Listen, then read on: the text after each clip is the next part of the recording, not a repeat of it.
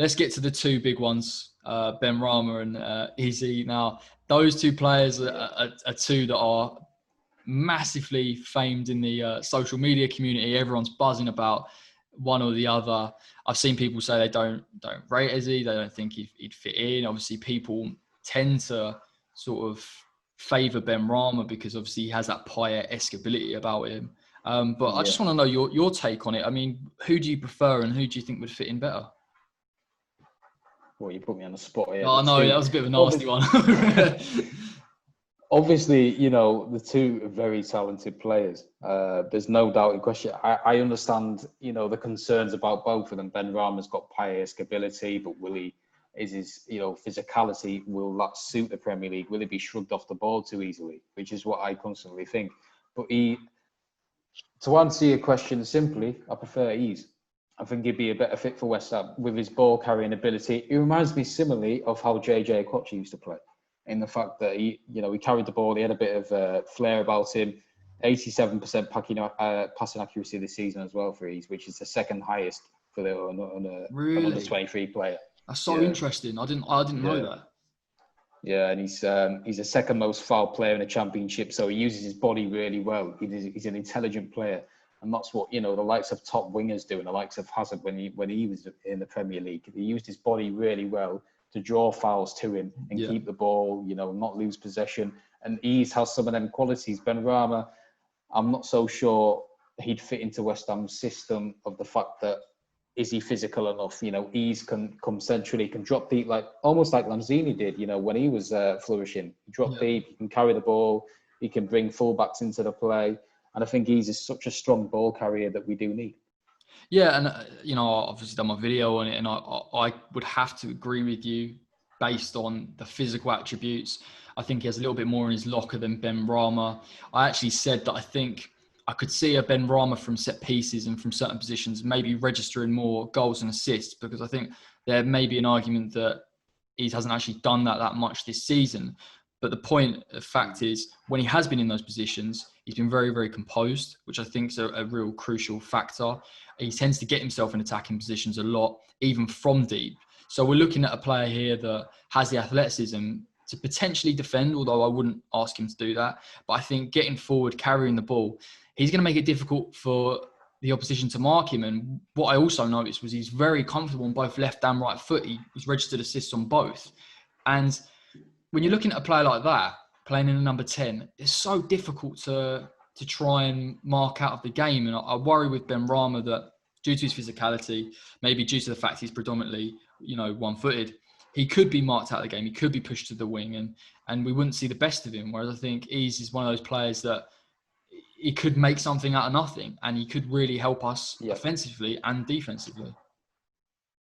Yeah, I think Benrahma's one of them, exactly like you said, that in fact he'd be exposed on the wing, almost like Fornals. But with Eze, you saw his goal against Stoke City earlier this year, where he picked the ball up deep. He ran all the way. The forwards made room for him, and he's got that penetrative ability, if you like, to carry the ball and score. In terms of passing, I'd say Benrahma's got more ability in terms of picking out the right ball, the vision. But I think West Ham for so many years have lacked a ball carrier.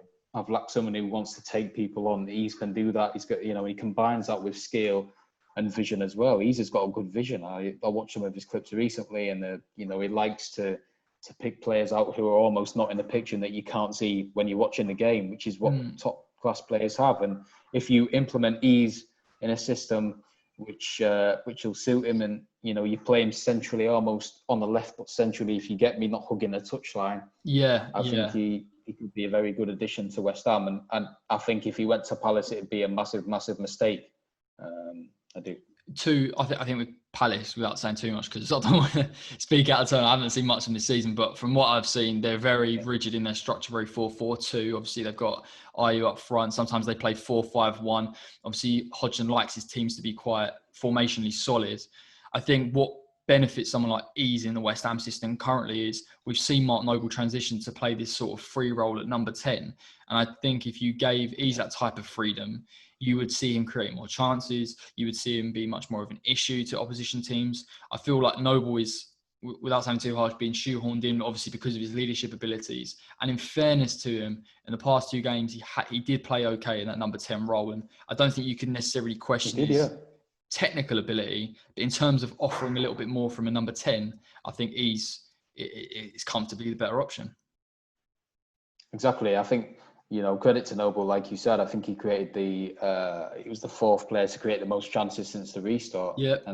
But like you said, you can't rely on Noble to, pressurize the defence, because he sometimes is the highest player of the pitch. And you think, that used to expose the likes of Souček when Rice wasn't playing. No, Rice has played every minute this season, but you get what I mean. And the fact that if Rice is there, touch wood, he's there. Yeah, let's not go there. Let's not go there. The defence. No, honestly, it's a sensitive subject. But if Rice and Souček were there in front of the defence, and you had Ease in front of them, that'd complement Rice and Souček as well. Because I know Souček likes to bomb forward, but if Souček potentially stayed back and Rice, was linking up with Ease, yeah, it's a good combination. It's a difficult one to get right, isn't it? Because it's almost like with Moyes, that the midfield isn't as creative as you would like it to be. It's all really based on athleticism and ability to get forward and get back. And I think where we've been successful since Project Restart is Souček and Rice are very good at sort of covering runs and supporting the defence. And I think that's why we've been able to concede a little less goals. So it is tricky. I think with Ease, I wouldn't like to kind of ask him to do too much of a job where if Souček bombed forward, that he would necessarily sit in beside Rice, because that's just not his position at all. But it is interesting when we saw Souček play against Manchester United, against a team that had a lot of possession. Souček was very disciplined. He didn't go forward a lot. He sat very close to Declan Rice to try to sort of squeeze the space out of Manchester United, because obviously you've got Martial, Greenwood, Rashford, Bruno. It's difficult to defend against, and especially in sort of tight spaces. So I do wonder whether if we played against a team that had a lot of the ball, maybe in Manchester City, that someone like Ezes is kind of that number 10 that can pick it up from a loose ball and then drive forward. That may give us the chance with our wingers to potentially get goals in big games. Exactly, massively. And I completely agree, Corey. And like you said, pace scares teams. It does. You look at Adama Traore. If you have a bit of pace in your team, it's going to hurt. I've said that for many years. And I just think Ease fits the bill better. I honestly do. If you had, like I said, Rice, Souček there, Ease centrally. I've watched clips of Ease this season, and the fact that he's so strong at carrying the ball, he looks like he's going to lose it, and then he'll mega play it or something, or use his body to manufacture a chance, or something like that. But I just think Ease would suit West Ham more. And like you said, if we were away against City, we had 10 men behind the ball or something, and then Ease picked up the ball, drove forward with it. You've got to look at them, but you've got to do your homework and think, how would they fit into West Ham best? Who would be the better player to think, right, this is how we're going to progress. This is how we want to play. And honestly, if Moyes wants to build that kind of Red Bull model that he was on about in a way, you've got to pick Ease.